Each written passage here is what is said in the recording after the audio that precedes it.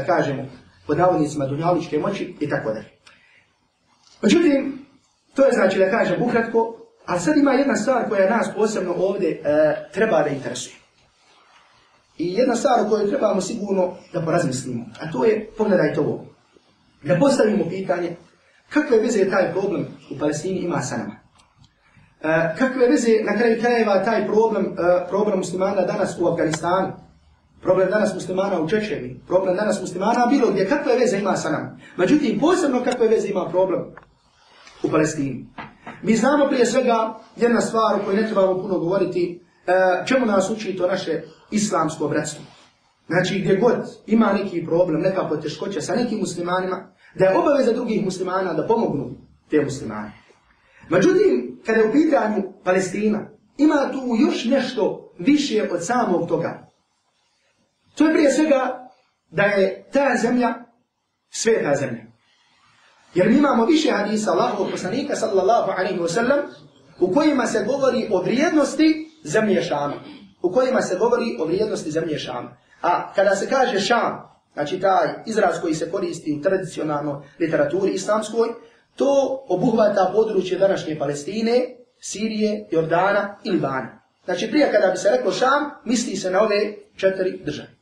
I više hadisa Allahovog poslanika sallallahu alaihi wa sallam ima u kojima se govori o vrijednosti ove zemlje i o vrijednosti stanovnika ove zemlje.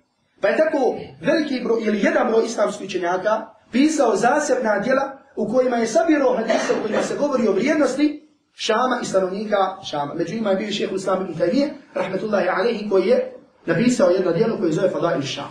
Znači odlike Šama. Od tih hadisa je hadis, na primjer, koji je zabilježio Imam Tirmizi u svom sahihu, hadis je vjerodostojan, ko što kaže šejh Albani, rahmetullahi alejhi, da Allahu poslanik sallallahu alejhi ve sellem kaže: "Iza fasada ahlu Šami fala khayra fikum." Iza fasada ahlu Šam fala khayra fikum. Kada nastane fesad i nered, i kada se pokvari narod Šama, kada se narod u Šamu pokvari, fala khayra fikum. Onda u vama nema hajra. Onda u vama, o muslimani, nema hajra. Znači pogledajte kako ovdje poslanik sallallahu alaihi wa sallam tu mjeru, taj mizan vezao za stanovnike ove zemlje. A to je šta? Da kada se oni pokvare, onda nema hajra ni drugim muslimanima, što znači da su oni bolji od drugih. Sad imamo također jednu drugu stvar, a to je da mi znamo da je jedan od osnovnih temelja učenja ahli sunnata wal džamaata, islamskog učenja, jeste vjerovanje u poslanika sallallahu alaihi wa sallam Isra i Mi'raj. I Allah dželle šanuhu to spominje u Kur'anu. Čitava sura se naziva Isra. I na početku ove sure se govori o tom mesdžidu. Subhanalladhi asra bi abdihi. Neka je uzvišen onaj koji je dao da njegov rob ode, to je da učini Isra, zatim poslije toga i Mi'raj. I spominje se tu mesdžidul haram. Znači taj mesdžid koji se danas, odnosno mesdžidul Aqsa, koji je danas u Jerusalimu. Zatim treća stvar. Draga braćo, u islamu mi znamo da nema svetih mjesta. I da sve to što narod vjeruje, da ima nekakvih svetih mjesta, dovišta, mubare kamenja, mubare listova, mubare vode i tako dalje, poslanik sallallahu alejhi ve sellem u jednom kratkom hadisu u nekoliko riječi ispravio to pogrešno shvatanje. I rekao je, kao što je došlo u hadisu Buhari i Muslima od Ebu Hureyra radijallahu ta'ala anhu: "La tušaddu rihalu illa ila talatati masajid." Putovanja se ne poduzimaju osim radi 3 mesdžida. To jest nema putovanja da odeš da vidiš neko mubarek mjesto osim radi 3 mesdžida. A to je koji? Mesdžid, Mesdžidul Haram, odnosno Kaaba u Mekki. Mesdžidi, poslanik sallallahu alejhi ve sellem, mesdžid u Medini i Mesdžidul Aqsa. Treći mesdžid jeste Mesdžidul Aqsa koji se danas nalazi gdje? Danas se nalazi u Jerusalimu. Znači pogledajte kako je poslanik sallallahu alejhi ve sellem ovaj mesdžid koji se danas nalazi pod okupacijom Židova, kako ga je stavio na ovu deređu Mesdžidul Harama i poslanik sallallahu alejhi ve sellem džamije u Medini. Također imamo hadisa još koji nam govore o vrijednosti namaza, u toj džamiji. Hadis koji zabilježi imam Ahmed u svom musnadu od Abdullah ibn Amra radijallahu ta'ala anhu. Šejh Albani kaže da je hadis vjerodostojan u kojem poslanik sallallahu alejhi ve sellem kaže da Sulejman sin Davudov kada je završio sa gradnjom Bejtul Maqdisa, da je Allahu Đalešanu uputio 3 dove. Da je tražio od Allaha Đalešanu 3 stvari. Jedna od tih stvari, zadnja stvar od tih stvari je bila da niko ne dođe u ovaj mesdžid. Osim radi namaza, a da ne izađe bez grijeha ka jevmi waladatku ummuhu. A da ne izađe bez grijeha kao na dan kada ga je rodila njegova majka. Kao na dan kada ga je rodila njegova majka. Međutim, draga braća, danas muslimani, ili da kažemo ogromna većina muslimana, nije u stanju da obavi ovaj ibadet.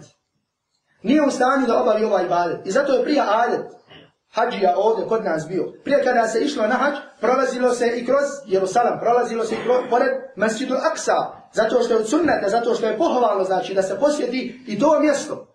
Znači to je nešto što je došlo u sunnetu poslanika sallallahu alaihi wa sallam. Međutim, mi danas, nažalost, nismo u stanju da obavimo ta ibadet radi ovog problema o kojem sada ovdje govorimo.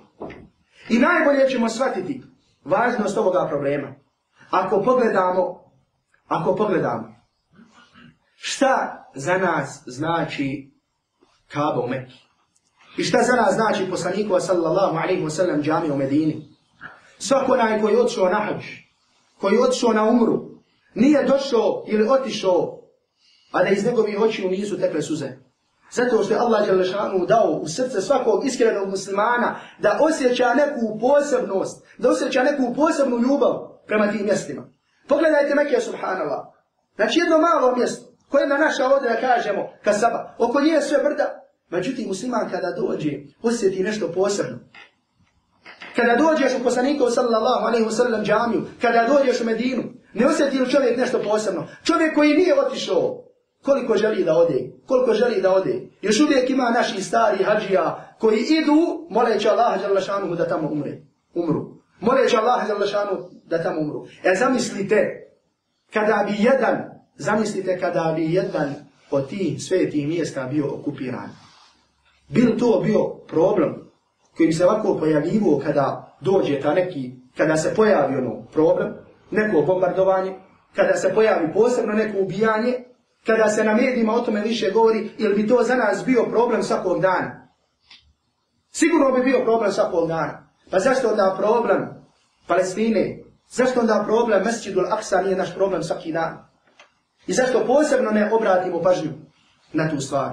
I zato, draga braćo, ovo je mjerilo koje će nam najbolje pokazati šta treba za nas da znači ovo mjesto. Ova sveta zemlja koju je poslanik sallallahu alaihi wa sallam nazvao svetom zemljom. I poslanik sallallahu alaihi wa sallam je taj mesdžid stavio na rangova 2 mesdžida. I šta bi mi, kada bi jedan od ta 2 mesdžida bili okupirani? Bil nam to bio problem koji se pojavi nekada uputiš da Allahu dragi daj, da se to ponovo vrati, nekada kada je neka humanitarna akcija dadneš 10, 20, 30 maraka ili 50 maraka i završi problem kod da ga nikad nije bilo. Nek sam ja miran, a šta je tamo? Neka im Allah Đalešanuhu pomogne. Draga braćo, taj problem je problem koji ima veze, koji je vezan sa osnovnim stvarima našeg učenja, sa više aspekata ako pogledamo. I zato taj problem Palestine i muslimana u Palestini, ono što se tamo dešava, sa posebnom pažnjom, na to treba da obratimo pažnju. Sada se postavlja ovdje jedno pitanje,